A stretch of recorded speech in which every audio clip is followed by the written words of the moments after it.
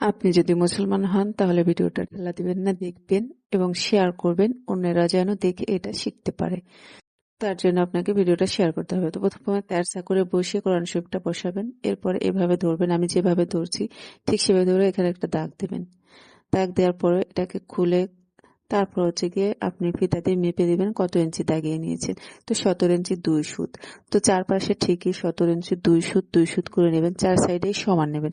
এরপরে আমি ডবল ভাঁজ করে নিয়ে আবারও দাগিয়ে নিচ্ছি, কারণ জায়গা কম, কাপড়টা বেশি লম্বা তার জন্য। এরপরে এই দাগ অনুযায়ী কাটিং করে নেবেন। আমি আবারও বলে দিচ্ছি, চার সাইডেই সমান নেবেন, 17 ইঞ্চি 2 সুত, 17 ইঞ্চি 2 সুত। তো এভাবে কাটিং করার পরে প্রথমে হচ্ছে দুই ভাঁজ দিয়ে একটা সেলাই করে দেবো। আমি খুবই সহজ করে আপনাদের দেখাবো, যারা একদম পারেন না কোরআন শরীফের কাভার তৈরি করতে তারাও কিন্তু দেখে পারবেন। একটু মনোযোগ সহকারে দেখলে আপনিও কিন্তু এই কাভারটা তৈরি করতে পারবেন। এরপরে সেলাই করা হয়ে গেলে এবার এই সেলাইয়ের কোণা থেকে এক সাইড থেকে আমি সেলাই শুরু করব। মহড়া যেভাবে সেলাই দিই ঠিক সেভাবে করে সেলাই দেব। এক সাইড সেলাই করা শুরু করে তারপর আরেক সাইড সেলাই করব, মানে দুইটা সাইড আমি এভাবে করে সেলাই করে নেব। আপনি শেয়ার করে দিলে এটা দেখে অন্যও শিখতে পারবে এবং অন্যকে বানিয়েও দিতে পারবে। এখানে সেলাই করে কিন্তু আমি আপনাদেরকে দেখিয়ে দিচ্ছি কিভাবে আমি সেলাই করে নিয়েছি। দেখেন এই যে কিন্তু কর্নার আমি দুপাশটা সেলাই করেছি। এরপরে হচ্ছে যে সাইড আমরা সেলাই করে নিই ওই সাইডটা ধরবো, এইভাবে ধরে এই সাইডটা সেলাই দেবো। ডবল সেলাই দিয়ে দিতে হবে, আমি আবার দেখিয়ে দিচ্ছি। সেলাইগুলো ডবল দেবেন যাতে খুলে না যায়।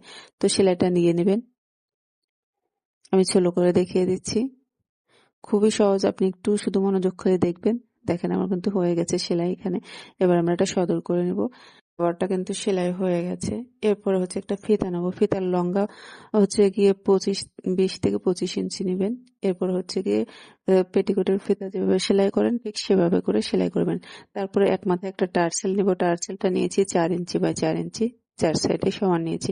এরপর টার্সেলটা সেলাই করে নেবেন, এটা হচ্ছে সৌন্দর্যের জন্য, আপনি দিতেও পারেন নাও পারেন। এরপরে হচ্ছে এই কর্নারটাতে আমরা লাগিয়ে নিব ফিতাটা। তারপর হচ্ছে কাভারটা দেখেন তৈরি হয়ে গেছে। এরপরে কোরআন শরীফটার ভিতরে দিয়ে আপনি এভাবে রাখতে পারেন। আপনি এটা শিখে আপনার আত্মীয় স্বজন যে আছে সবাইকে এই একটা কাভার গিফট করতে পারেন, এর জন্য আপনি অনেকটা সওয়াবও পাবেন।